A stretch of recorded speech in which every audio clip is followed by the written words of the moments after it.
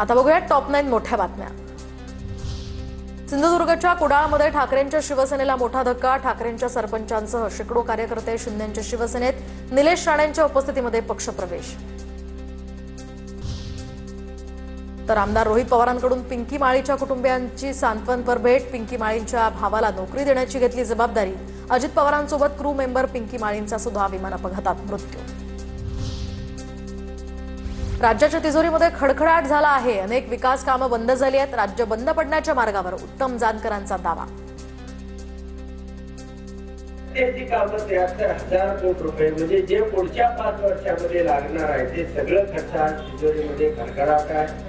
भयानक परिस्थिती आहे आणि अशा परिस्थितीमध्ये म्हणजे राज्य जवळजवळ बंद पडलेलं आहे। अयोध्येतील मंदिर बांधकाम हे 30 एप्रिलपर्यंत पूर्ण होणार। बांधकाम समितीचे अध्यक्ष नृपेंद्र मिश्र यांची अपेक्षा। प्रकल्पाचा एकूण खर्च सुमारे 1900 कोटी रुपये असल्याचा अंदाज। पोलीस महानिरीक्षक होण्यासाठी 2 वर्ष केंद्राच्या सेवेत राहावं लागणार। 2011 पासूनच्या IPS अधिकाऱ्यांसाठी सरकारचा हा महत्त्वाचा निर्णय। केंद्रीय गृह मंत्रालयाकडून हे आदेश जारी।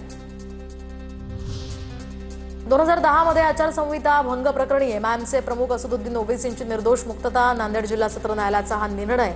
मनपा पोटनिवडणुकीमध्ये विनापरवानगी रॅली काढून प्रचार केल्याचाही आरोप।